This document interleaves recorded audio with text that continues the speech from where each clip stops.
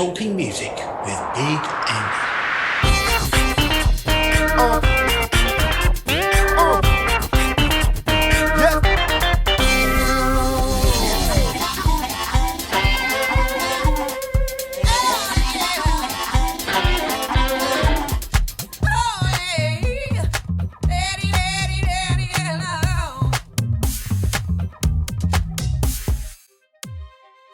This week, Climie Leigh are talking music with me, Big Andy.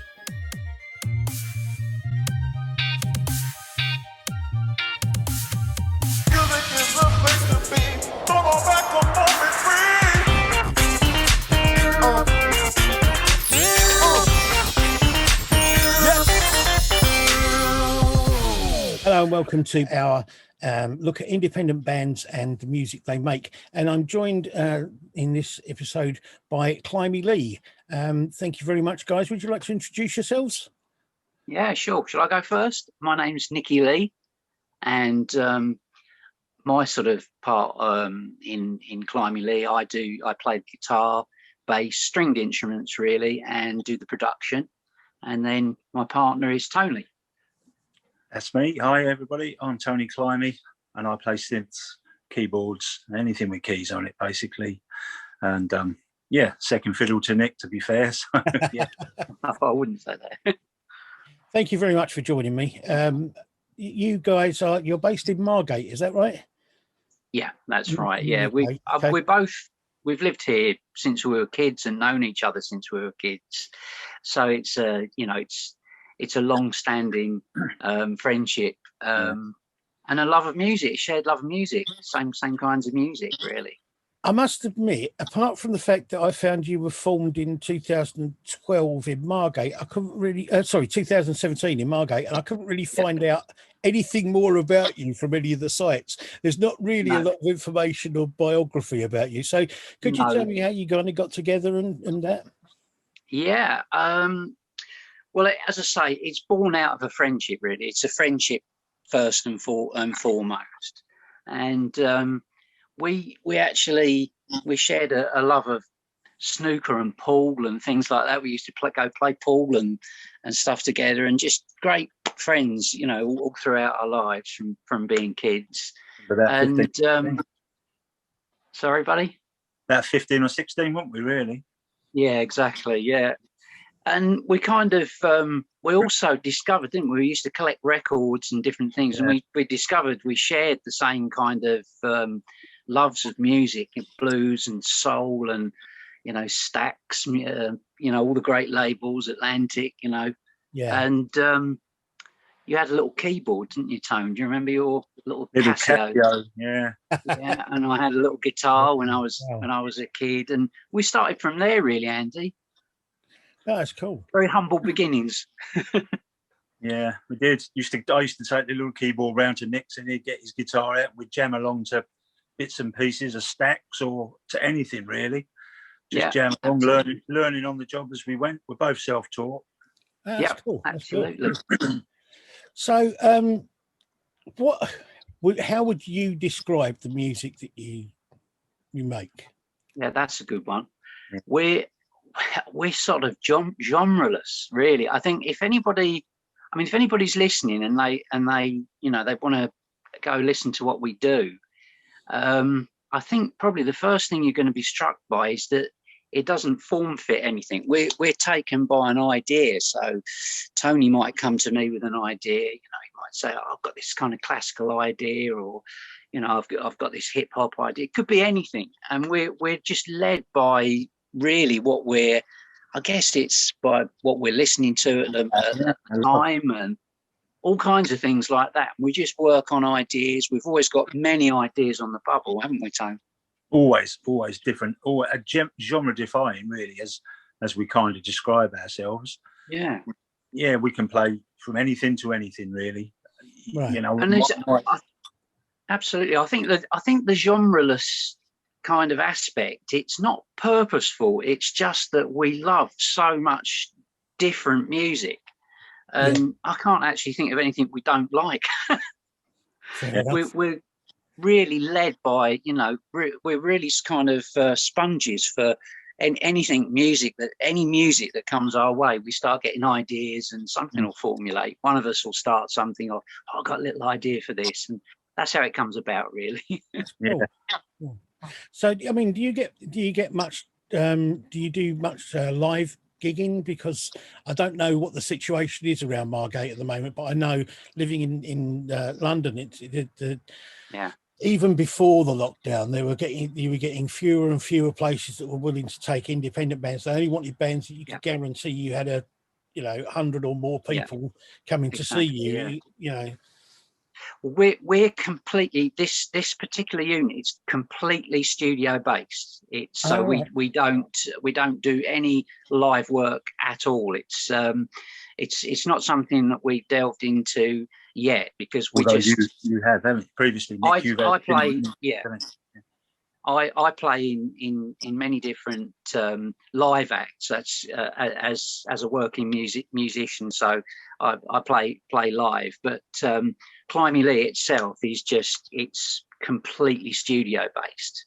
Are you looking to? I mean, will you be looking to move out and do live gigs at some point, or is it not something you? No, it is something I think it is. Yeah, we've talked about it, and we've got again another mutual friend from childhood who plays drums, Mark Miller, and he's on board with us as well. We were actually starting to do some recording with Mark, and then of course the COVID situation arose, so we kind of, unfortunately, everything came to a crashing halt. And unfortunately, because we can't work remotely, because there's only myself with the access to the studio, my home studio. Right. So at the moment, I mean, in the future, it would be nice if the other guys had access to the same software, and then we, if in any event we can start sort of swapping ideas through the net. But unfortunately, it just crept up on everybody, COVID, so we were unprepared. And that's just the way it is. But yeah, very much so. I think, I know I'm from my behalf that I'd love us to get out there and play live. But as you say, it's very difficult for any band that's playing completely their own music independently. Very, very limiting where you can go to play. And as you say quite rightly, you've got to kind of guarantee them you're gonna get a certain amount of people through the front door. So very difficult. They don't have any videos up at the moment, so let's just listen to some of their music.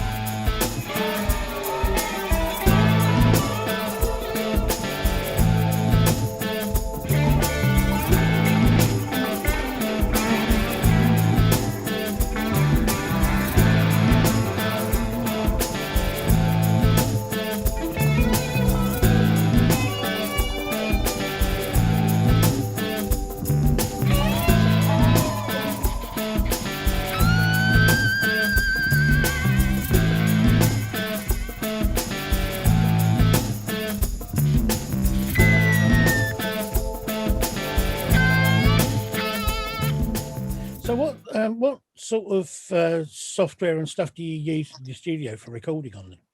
So it's Apple Mac, and we use Logic.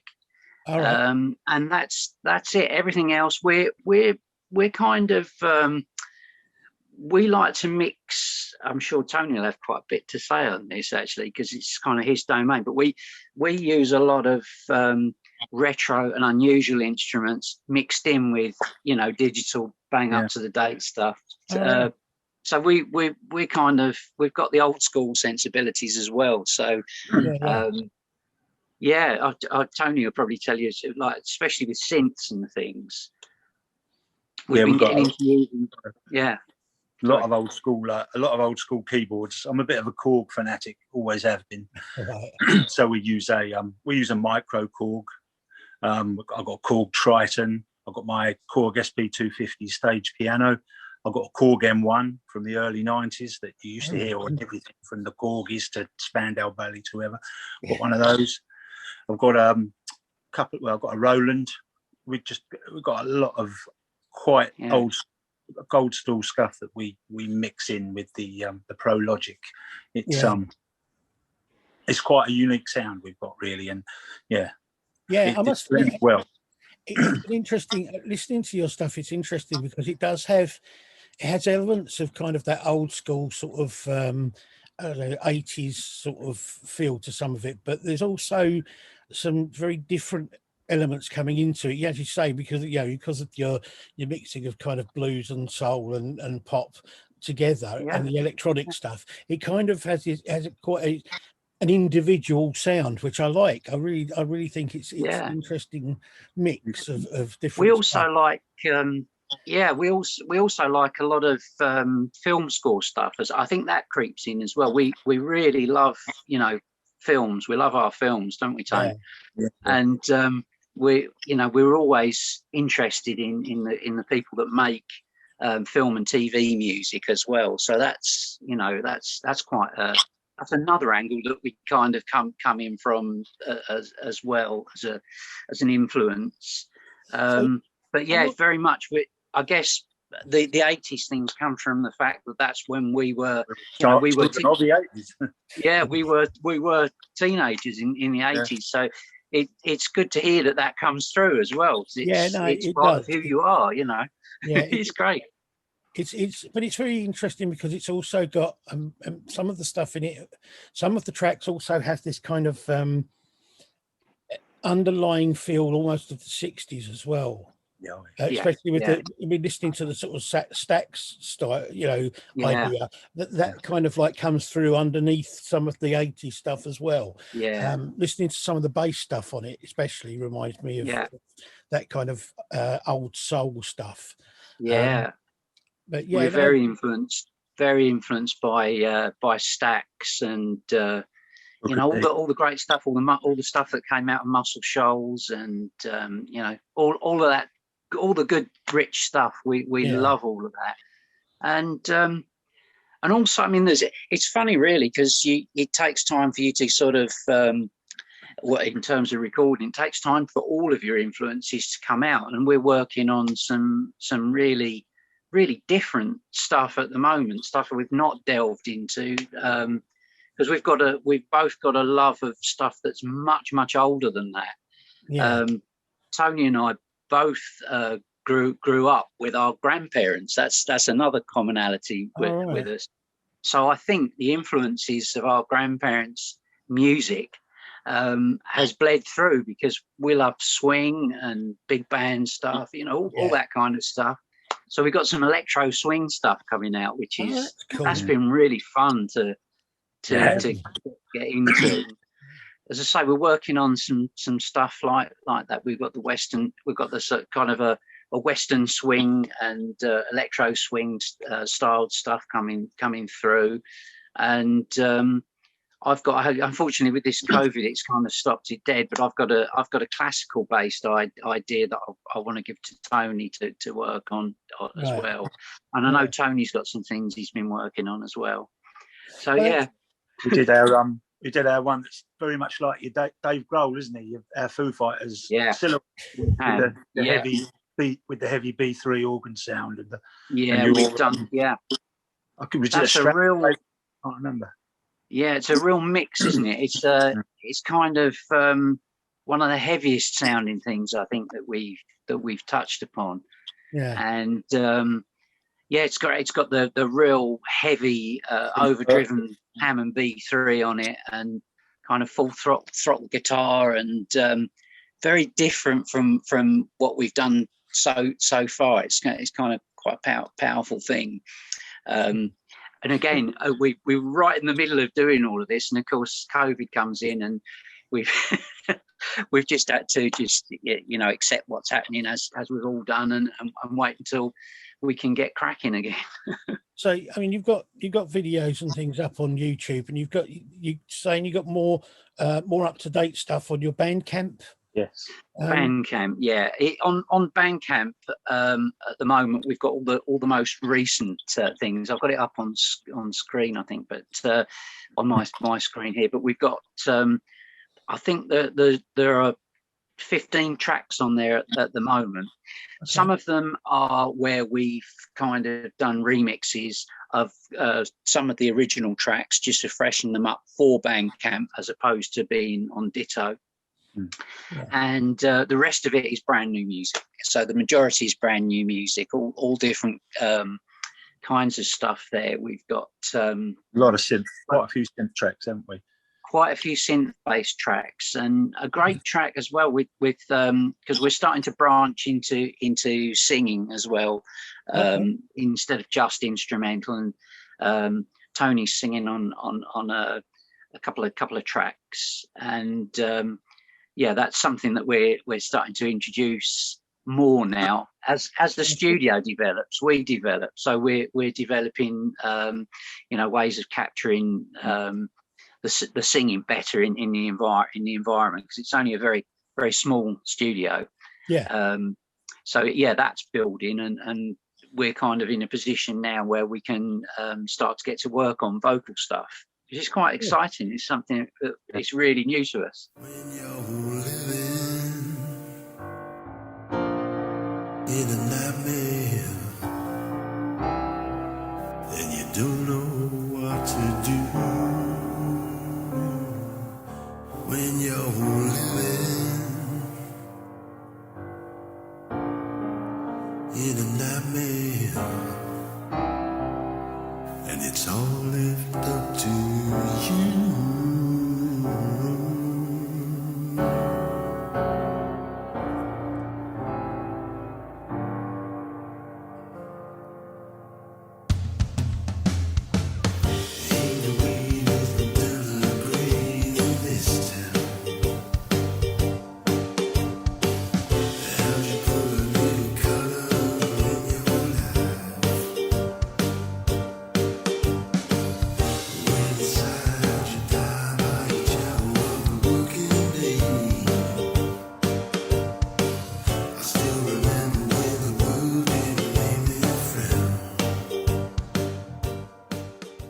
So where do you see yourselves going from here? I mean, after the COVID thing is finally over, I mean, where do you want to take your music from here? Where eventually would you like to go with it?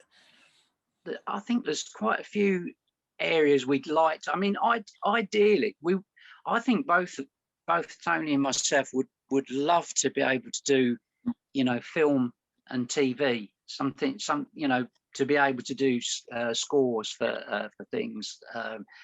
That would be terrific. And it's something that we need to, I mean, our first thing was to let's get a catalogue, show everybody what we can do. Yeah. And then let's try and present that and see if it's a viable thing. So yeah, as far as filmmakers go, if we would love to connect with filmmakers, especially independent filmmakers. That would be a nice thing to pursue, I think. Yeah. And also, so just really, it's getting actually just getting heard, isn't it? It's actually very difficult to get heard if you're independent, and I'm sure all of your other artists that you're going to have on your show, we're all facing the same thing. It's just how do you get people's ears? It's really difficult.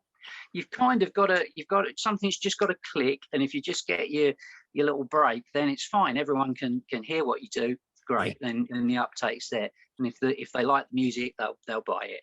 But it's getting that ear in the first place. It's very, very difficult for any independent artist, and we're no different. So that's what getting something viral, isn't it? Something viral. Yes. Yeah. You need something. Yeah, absolutely. And the quality of work. You see it, don't you? Quite often you see maybe an independent artist gets used, just maybe a little clip will get used on, on an advert or on TV or something. Bang, then they're off. They've got a career. Absolutely. And definitely. That's the kind of thing we would love. I mean, if that would happen, that would be, dream come true, really. Yeah. But yeah, that's kind of where we're heading. And also the live thing, as you mentioned as well, that's something, you know, when we can get back to doing that, that's something that we will be pursuing, because now we've got Mark on drums. We can actually start to seriously look at doing things like that. So yeah, that's another option. Yeah, we're also, another thing that we just started doing just before lockdown was we started doing jingles. Yes. We were asked by a DJ who has been a great supporter of Climie Leigh, and she's called DJ Bernadette, Dance Queen Bernadette, and she's on DWR radio. And she asked us to do a jingle, so we did a jingle for her, which she's used on her radio show. So we were starting to get into that, and of course, then once again, COVID's come in and stopped us in our tracks. So that's another thing we really enjoy doing things like that, because you're given a brief, and you know, it's nice to be able to work within a brief. That's quite exciting. And we thoroughly enjoyed that. It's really good fun. It was a little James Brown tribute, wasn't it? Yeah, very James Brown influence. Yeah. Nick's got me trying to do the vocal. Yeah, that was a lot of fun. Yeah, we've got our own James Brown there. Yeah, that's the thing. It's also a matter about having fun with it, isn't it? Doing things that you want to do, doing things you enjoy doing. That's always been number one for us. Yeah, we've never got to a stage of petty bickering. Never ever. You know, we have a laugh, and if it gets a little bit right, we'll take a break, go and get a couple of beers.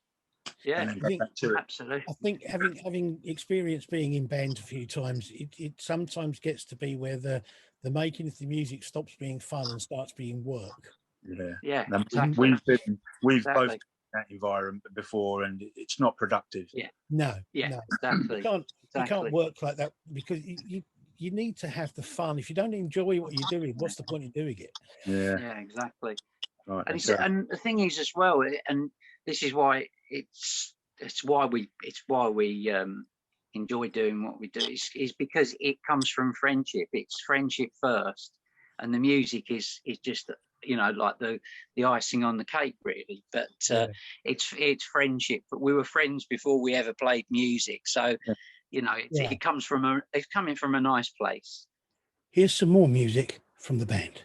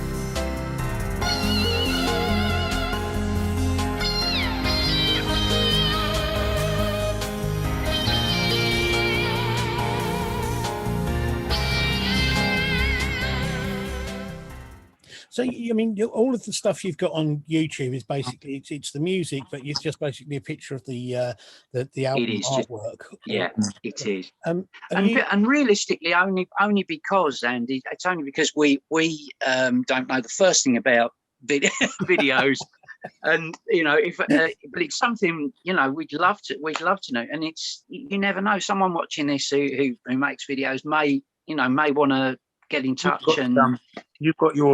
You've got your tutorial series, haven't you, on your Insta and on your YouTube? I've got an Insta and YouTube channel, which is all kind of guitar tuition and things like that, which you can access as well. It would be nice. I think it would be nice in future to have videos to accompany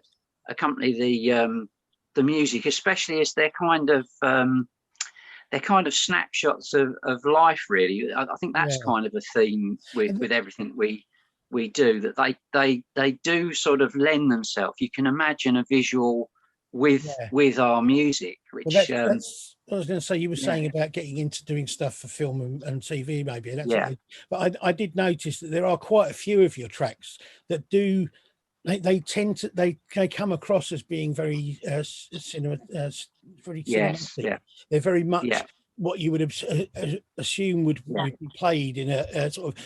There's a few of them that kind of like you immediately get pictures of like rolling countryside and stuff like that. It's, you know, it's very kind of you. Yeah, it's very kind of you to say, because that's the intent. It's you know, we'd love to. I mean, it would be really a dream come true to see that happen. To, you know, to actually see it accompanying visuals would be a lovely thing to do, because you know, it's great because you'd actually see how someone else is hearing your music.